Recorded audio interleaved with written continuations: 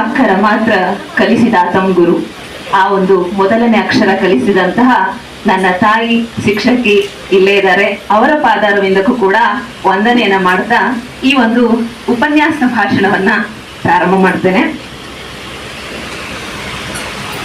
ಎಲ್ಲ ಹಿರಿಯರ ಮುಂದೆ ನಾನು ಕೆರಳಾಗಿದ್ದೇನೆ. ಏನಾದರೂ ತಪ್ಪಾದಲ್ಲಿ ಕ್ಷಮೆ ಇರಲಿ. ಸಮಾಜ ಸೇವಾ ಸಮಿತಿ ಬೆಂಗಳೂರು ಜಿಲ್ಲಾ ಶಾಖೆ ಬೀದರ್, ಸಹಯೋಗ ಅತಿವಾಳೆ ಸಾಂಸ್ಕೃತಿಕ ಪ್ರತಿಷ್ಠಾನ ಬೀದರ್, ಇವರ ಒಂದು ಸಹಯೋಗದಲ್ಲಿ ಇವತ್ತು ಶಿಕ್ಷಕರ ದಿನಾಚರಣೆಯನ್ನ ಇಲ್ಲಿ ಆಚರಣೆ ಮಾಡ್ತಾ ಇದ್ದೀವಿ.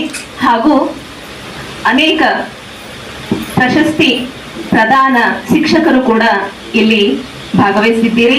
ಅವರೆಲ್ಲರಿಗೂ ಕೂಡ ನಾನು ಮತ್ತೊಮ್ಮೆ ವಂದಿಸುತ್ತೇನೆ. ಈ ಕಾರ್ಯಕ್ರಮದ ಉದ್ಘಾಟಕರು ಹಿರಿಯ ಸಾಹಿತಿಗಳು ಆದಂತ ಶ್ರೀಮತಿ ಪುಣ್ಯವತಿ ಮೇಡಮ್ ಅವರೇ, ಹಾಗೂ ಅಧ್ಯಕ್ಷತೆ ಸ್ಥಾನ ವಹಿಸಿದಂತ ಸದಾ ನನಗೆ ಮಾರ್ಗದರ್ಶಕರು ಆಗಿರ್ತಕ್ಕಂಥ ಡಾಕ್ಟರ್ ಸಂಜೀವ್ ಕುಮಾರ್ ಅತಿವಾಳೆ ಸರ್ ಅವರೇ,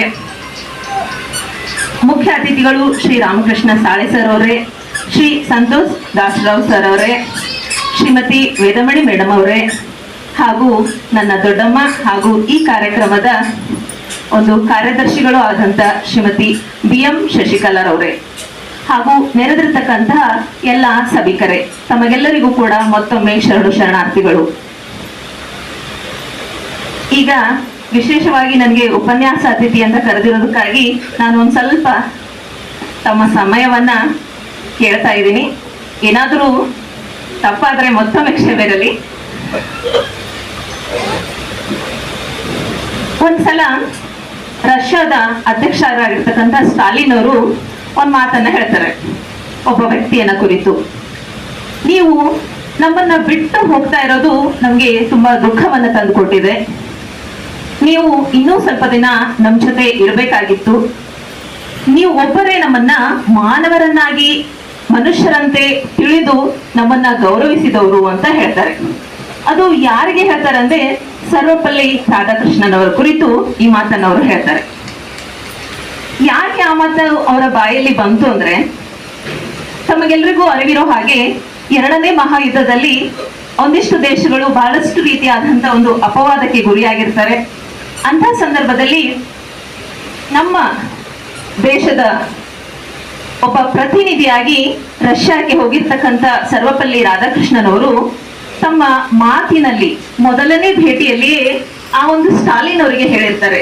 ಏನು ಅಂದ್ರೆ, ನೀವು ಕೂಡ ನಮ್ಮ ಒಂದು ಅಶೋಕ ಚಕ್ರವರ್ತಿ ಹಾಗೆ ಕಳಿಂಗ ಯುದ್ಧದ ನಂತರ ಅವನು ಹೇಗೆ ಒಬ್ಬ ಮಹಾನ್ ಮಾನವತಾವಾದಿಯಾದನೋ ಹಾಗೆಯೇ ನೀವು ಕೂಡ ಒಬ್ಬ ಮಹಾನ್ ಮಾನವತಾವಾದಿಯಾಗುವಿರಿ ಅಂತ ಹೇಳ್ತಾರೆ. ಆ ಮಾತಿನಿಂದ ಅವರಲ್ಲಿ ಬಹಳಷ್ಟು ಒಂದು ಧನಾತ್ಮಕತೆ ಉಂಟಾಗ್ತದೆ. ಆ ಒಂದು ಆತ್ಮೀಯತೆ ಬೆಳೆಯೋದಕ್ಕೆ ಕಾರಣವಾಗ್ತದೆ. ಸೊ ಈ ಒಂದು ರಷ್ಯಾದ ಒಂದು ಭೇಟಿಯ ಸಫಲತೆಯಿಂದ ಪಂಡಿತ್ ಜವಾಹರ್ಲಾಲ್ ನೆಹರು ಅವರು ಏನ್ ಮಾಡ್ತಾರೆ ಅಂದ್ರೆ, ನಮ್ಮ ಸರ್ವಪಲ್ಲಿ ರಾಧಾಕೃಷ್ಣನ್ ಅವರ ಹೆಸರನ್ನ ಉಪರಾಷ್ಟ್ರಪತಿಯ ಚುನಾವಣೆಗೆ ನಾಮನಿರ್ದೇಶನವನ್ನ ಮಾಡ್ತಾರೆ ಹಾಗೂ ಆಯ್ಕೆ ಕೂಡ ಆಗ್ತಾರೆ. ಅವರು 2 ಅವಧಿಗಳ ಕಾಲ ಉಪರಾಷ್ಟ್ರಪತಿಗಳ ಒಂದು ಸೇವೆಯನ್ನು ಅವರು ಸಲ್ಲಿಸಿರ್ತಾರೆ. ಇನ್ನು ಅವರ ಬಾಲ್ಯವನ್ನ ಪ್ರಾರಂಭ ಮಾಡ್ತಾ ಹೋಗೋದಾದ್ರೆ 1888 ಸೆಪ್ಟೆಂಬರ್ 5ರಂದು ತಿರುತ್ತಣಿಯಲ್ಲಿ ವೀರಸ್ವಾಮಿ ಹಾಗೂ ಸೀತಮ್ಮ ಅವರ ಉದರದಲ್ಲಿ ಶ್ರೀ ರಾಧಾಕೃಷ್ಣನ್ ಅವರು ಜನಿಸ್ತಾರೆ. ಅವರ ಅಜ್ಜನಾಗಿರ್ತಕ್ಕಂಥ ವೀರಸ್ವಾಮಿ ಅವರು ಮೊದಲು ಆಂಧ್ರ ಪ್ರದೇಶದ ತಿರುತ್ತಣಿಯಲ್ಲಿ ಇರ್ತಾರೆ. ಅವರು ತದನಂತರದಲ್ಲಿ ಕಾರಣಾಂತರಗಳಿಂದ ಅವರು ಆಂಧ್ರ ಪ್ರದೇಶದ ಸರ್ವಪಲ್ಲಿಯಲ್ಲಿ ಅವರು ಇರ್ತಾರೆ. ಕಾರಣಾಂತರದಿಂದ ಅವರು ತಮಿಳುನಾಡಿನ ತಿರುತ್ತಣಿಗೆ ಬಂದು ನೆಲೆಸ್ತಾರೆ. ಮುಂದೆ ಇವರು ಕೂಡ ಅಲ್ಲೇ ಜನಿಸ್ತಾರೆ. ಅವರ ಒಂದು ಊರ ಹೆಸರನ್ನೇ ಮುಂದೆ ಸರ್ವಪಲ್ಲಿ ಅಂತ ಅವರ ಅಡ್ಡ ಹೆಸರಾಗಿ ಬೀಳುತ್ತೆ. ವೀರಸ್ವಾಮಿ ಅವರ ಅಜ್ಜನ ಹೆಸರೇ ಮುಂದೆ ಅವರ ತಂದೆಗೆ ಇಟ್ಟಿರ್ತಾರೆ. ಮುಂದೆ ಶಿವಕಾಮ ಅನ್ನೋ ಒಂದು ಮಹಿಳೆಯ ಜೊತೆಗೆ ರಾಧಾಕೃಷ್ಣನ್ ಅವರ ಒಂದು ವಿವಾಹ ಆಗುತ್ತೆ. ವಿವಾಹದ ಒಂದು ಸರಿಯಾದ ಅರ್ಥ ರೀತಿಯಲ್ಲಿ ಶಿವಕಾಮ ಅವರು ಪ್ರತಿಯೊಂದು ಹೆಜ್ಜೆಯಲ್ಲೂ ಕೂಡ ರಾಧಾಕೃಷ್ಣನ್ ಅವರಿಗೆ ಆಸರೆಯಾಗಿ ಇರ್ತಾರೆ.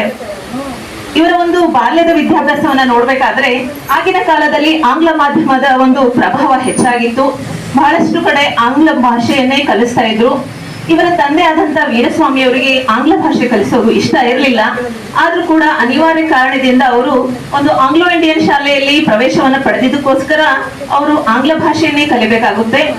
ಇವರ ತಂದೆಯವರಿಗೆ, ವೀರಸ್ವಾಮಿ ಆದಂತ ಇವರ ತಂದೆಯವರಿಗೆ ಸಂಸ್ಕೃತವನ್ನ ಕಲಿಸಬೇಕು, ನಮ್ಮ ದೇಶ ಭಾಷೆಯನ್ನ ನನ್ನ ಮಗನಿಗೆ ಕಲಿಸ್ಬೇಕು ಅಂತ ಬಹಳ ಉತ್ಕಟವಾದ ಇಚ್ಛೆ ಇರುತ್ತೆ. ಆದ್ರೂ ಕೂಡ ಅನಿವಾರ್ಯ ಕಾರಣದಿಂದ ಅವರಿಗೆ ಆ ಸಂಸ್ಕೃತವನ್ನ ಕಲಿಯೋದಕ್ಕೆ ಸಾಧ್ಯವಾಗೋದಿಲ್ಲ. ತದನಂತರದಲ್ಲಿ ಅವರು ಒಂದು ಪ್ರೌಢಶಾಲೆಯನ್ನ ಮತ್ತೆ ಪದವಿ ಶಿಕ್ಷಣವನ್ನ ಎಲ್ಲವನ್ನೂ ಕೂಡ ಮದ್ರಾಸ್ನಲ್ಲಿ ಮುಂದುವರಿಸ್ತಾರೆ ಮತ್ತು ಉತ್ತಮವಾದಂತಹ ರೀತಿಯಲ್ಲಿ ಉತ್ತೀರ್ಣ ಕೂಡ ಆಗ್ತಾರೆ. ಆಮೇಲೆ ಅವರಿಗೆ ವಿದ್ಯಾರ್ಥಿ ವೇತನ ಬರುತ್ತೆ. ಆ ವಿದ್ಯಾರ್ಥಿ ವೇತನದಿಂದ ಮುಂದೆ ಒಂದು MA ಪದವಿಯನ್ನ ತತ್ವಶಾಸ್ತ್ರದಲ್ಲಿ ಅವರು ಮಾಡ್ಕೊಳ್ತಾರೆ. ಅವರು ಒಂದು ಸ್ವಲ್ಪ ಬಡತನದ ಪರಿಸ್ಥಿತಿಯಲ್ಲಿ ಇರುವುದರಿಂದ ಅವರ ಮನೆಯ ಜವಾಬ್ದಾರಿಯನ್ನು ಕೂಡ ಅತಿ ಸಣ್ಣ ವಯಸ್ಸಿನಲ್ಲಿ ಹೊರಬೇಕಾದಂತಹ ಪರಿಸ್ಥಿತಿ ಕೂಡ ಅವರಿಗೆ ಎದುರಾಗುತ್ತೆ. ಆ ಒಂದು ಸಂದರ್ಭದಲ್ಲಿ ಅವರು ಹೇಗೆ ಒಂದು ಹಣಕಾಸಿನ ಒಂದು ವ್ಯವಸ್ಥೆಯನ್ನ ಮಾಡ್ಕೊಂಡಿದ್ರು ಅಂದ್ರೆ, ತನ್ನ ಕಿರಿಯ ಸಹಪಾಠಿಗಳಿಗೆ ಒಂದು ಮನೆಯ ಪಾಠವನ್ನ ಮಾಡುವುದರ ಮುಖಾಂತರ, ಅಂದ್ರೆ ನಾವು ಇವಾಗ ಟ್ಯೂಷನ್ ಅಂತ ಏನ್ ಕರಿತೀವಲ್ಲ, ಆ ರೀತಿಯಾದಂತ ಒಂದು ಮನೆಯ ಪಾಠವನ್ನ ಮಾಡ್ತಾ ಅವ್ರು ಏನ್ ಮಾಡ್ತಾರೆ ಅಂದ್ರೆ, ಒಂದಿಷ್ಟು ಹಣವನ್ನ ತನ್ನ ವಿದ್ಯಾಭ್ಯಾಸಕ್ಕೆ ಮತ್ತು ಒಂದಿಷ್ಟು ಮನೆಗೆ ಸಹಾಯ ಆಗೋ ರೀತಿಯಲ್ಲಿ ಒಂದಿಷ್ಟು ಹಣದ ಸಂಪಾದನೆಯನ್ನು ಕೂಡ ಅವರು ಆ ಸಮಯದಲ್ಲಿ ಮಾಡ್ತಾರೆ. ಮತ್ತೆ ಮಿಷನರಿ ಶಾಲೆಗಳಲ್ಲಿ ಇರ್ತಕ್ಕಂತಹ ಒಂದು ಶಿಸ್ತುಬದ್ಧವಾದ ಬೋಧನೆಯಿಂದ ಅವರಲ್ಲಿ ಕೂಡ ಒಂದು ಶಿಸ್ತು ಬೆಳೆಯೋದಕ್ಕೆ ಸಾಧ್ಯ ಆಗುತ್ತೆ.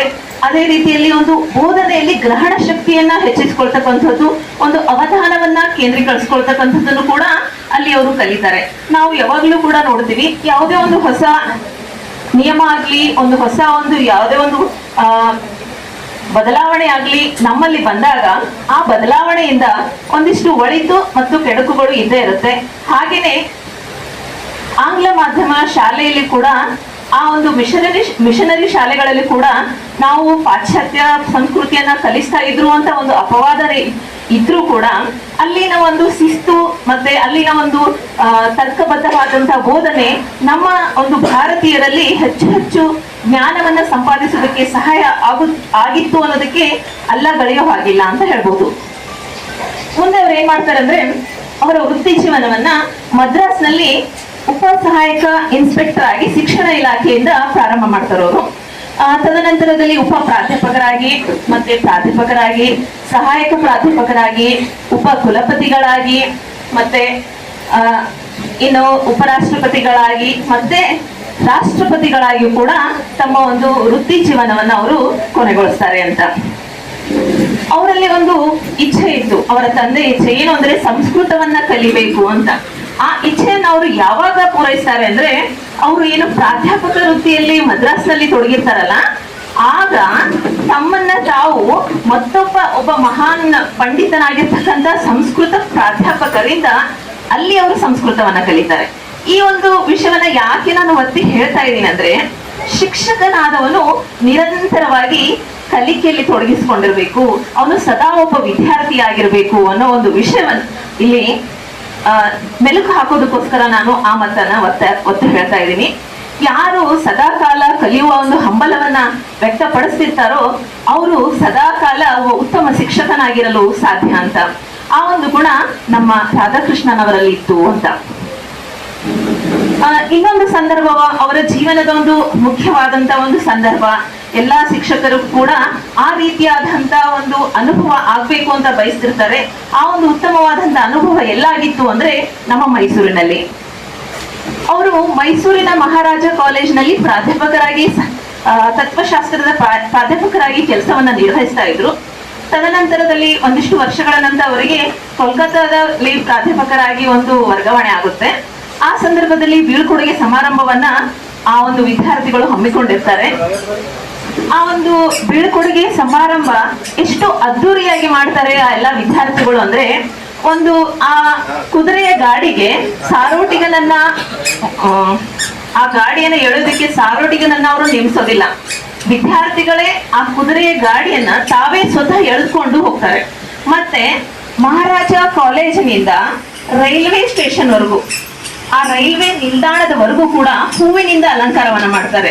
ಮತ್ತು ಏನ್ ರಾಧಾಕೃಷ್ಣನ್ ಅವರು ಕೂತ್ಕೊಳ್ಬೇಕಾಗಿರುತ್ತಲ್ಲ ಆ ಒಂದು ಕಂಪಾರ್ಟ್ಮೆಂಟ್, ಆ ಕಂಪಾರ್ಟ್ಮೆಂಟ್ ಅನ್ನು ಕೂಡ ಒಂದು ದೇವಸ್ಥಾನದ ಜಾತ್ರೆಗಳಲ್ಲಿ ರಥೋತ್ಸವವನ್ನ ಮಾಡ್ಬೇಕಾದ್ರೆ ಆ ರಥವನ್ನ ಹೇಗೆ ಅಲಂಕಾರ ಮಾಡ್ತಾರಲ್ಲ, ಆ ರೀತಿಯಾದಂತ ಉತ್ತಮ ರೀತಿಯಾದಂತಹ ನ್ಯಾಯವನ್ನ ಒದಗಿಸಿಕೊಡಬಹುದು ಅಂತ.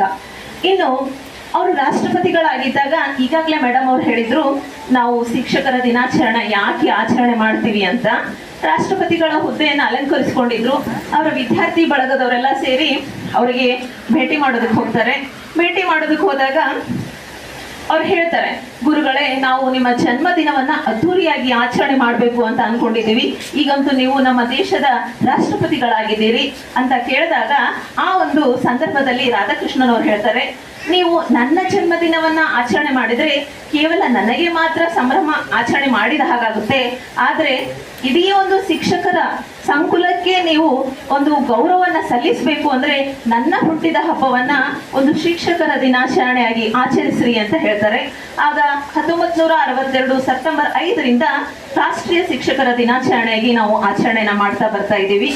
ಇನ್ನೊಂದು ಮುಖ್ಯ ವಿಶೇಷವಾದದ್ದೇನು ಅಂದ್ರೆ, ಇಷ್ಟೆಲ್ಲ ಒಂದು ಅವರಲ್ಲಿರ್ತಕ್ಕಂತಹ ಒಂದು ತತ್ವಶಾಸ್ತ್ರದ ಆಳ ಅಧ್ಯಯನದ ಜ್ಞಾನ ಮತ್ತು ಅವರಲ್ಲಿರ್ತಕ್ಕಂತಹ ಬೋಧನಾ ಕೌಶಲ್ಯ, ಅವರು ಮತ್ತೆ ದೇಶ ವಿದೇಶಗಳಿಗೆ ಒಂದು ರಾಯಭಾರಿಗಳಾಗಿ ಹೋದಾಗ ಅವರು ಏನ್ ಮಾಡ್ತಾ ಇದ್ರು ಅಂತಂದ್ರೆ, ನಮ್ಮ ದೇಶದ ಸಂಸ್ಕೃತಿ, ಧರ್ಮ, ಇದರ ವಿಶೇಷತೆಯನ್ನ ಪ್ರಚಾರ ಮಾಡ್ತಾ ಇದ್ರು. ಎಷ್ಟೋ ಜನರಿಗೆ, ಎಷ್ಟೋ ದೇಶವಾಸಿಗಳಿಗೆ ನಮ್ಮ ಧರ್ಮದ ಬಗ್ಗೆ, ನಮ್ಮ ಸಂಸ್ಕೃತಿಯ ಬಗ್ಗೆ, ನಮ್ಮ ಭಾರತದ ಇತಿಹಾಸದ ಬಗ್ಗೆ ಗೊತ್ತಿರಲಿಲ್ಲ. ಆದ್ರೆ ರಾಧಾಕೃಷ್ಣ ಅವರು ಸ್ವಲ್ಪ ಮಟ್ಟಿಗಾದರೂ ಪ್ರಯತ್ನವನ್ನ ಪಟ್ಟರು. ರಾಯಭಾರಿಗಳಾಗಿ ನಮ್ಮ ದೇಶದ ಸಂಸ್ಕೃತಿ ಏನು, ಧರ್ಮ ಏನು, ನಮ್ಮ ಆಚಾರ ವಿಚಾರಗಳು ಏನು ಅನ್ನೋದನ್ನ ಅಲ್ಲಿನ ಜನರಿಗೆ ತೋರಿಸಿಕೊಟ್ರು ಅಂತ. ತದನಂತರದಲ್ಲಿ ಇದನ್ನೆಲ್ಲ ಇಷ್ಟೊಂದು ಜ್ಞಾನ ಇರ್ತಕ್ಕಂಥವರಿಗೆ ನಿರಾಯಾಸವಾಗಿ ಕೆಲವೊಂದು ಹುದ್ದೆಗಳು ಹಾಗೂ ಪ್ರತಿಷ್ಠಿತವಾದಂತಹ ಬಿರುದುಗಳು ಮತ್ತು ಪ್ರಶಸ್ತಿಗಳು ಬರೋದ್ರಲ್ಲಿ ಆಶ್ಚರ್ಯ ಏನೂ ಇಲ್ಲ ಅಲ್ವಾ? ಸೊ ಹಾಗಾಗಿ ಇವರಿಗೆ ಬಹಳಷ್ಟು ಬಿರುದುಗಳು ಕೂಡ ಬಂದುವಂತ. ವಿದ್ಯಾ ಪರಬ್ರಹ್ಮ ಅಂತ ಒಂದು ಬಿರುದು, ಆಮೇಲೆ ನಮ್ಮ ಭಾರತ ದೇಶದ ಅತ್ಯುನ್ನತ ಒಂದು ಪ್ರಶಸ್ತಿಯಾದಂತಹ ಭಾರತ ರತ್ನ ಪ್ರಶಸ್ತಿ, ಮತ್ತು ಇನ್ನೊಂದು ವಿಶೇಷತೆ ಏನಂದ್ರೆ, ಇವರು ಸಾಹಿತಿಗಳು ಕೂಡ ಆಗಿದ್ರು. ಅನೇಕ ಒಂದು ಉತ್ತಮವಾದಂತಹ ಕೃತಿಗಳನ್ನು ಕೂಡ ರಚಿಸಿದ್ರು. ಹಾಗಾಗಿ ಇವರಿಗೆ ಕೇಂದ್ರ ಸಾಹಿತ್ಯ ಅಕಾಡೆಮಿ ಪ್ರಶಸ್ತಿ ಕೂಡ ಲಭಿಸಿತ್ತು ಅಂತ. ಇಷ್ಟೆಲ್ಲ ಮಹಾನ್ ಗುಣಗಳನ್ನ ಹೊಂದಿರತಕ್ಕಂತಹ ನಮ್ಮ ರಾಧಾಕೃಷ್ಣನ್ ಅವರು 1975 ಏಪ್ರಿಲ್ನಲ್ಲಿ ಇವರು ಇಹಲೋಕವನ್ನ ತ್ಯಜಿಸ್ತಾರೆ. ಸೊ ಇದಿಷ್ಟು ಅವರ ಒಂದು ಜೀವನದ ಸಂಕ್ಷಿಪ್ತ ಪರಿಚಯ.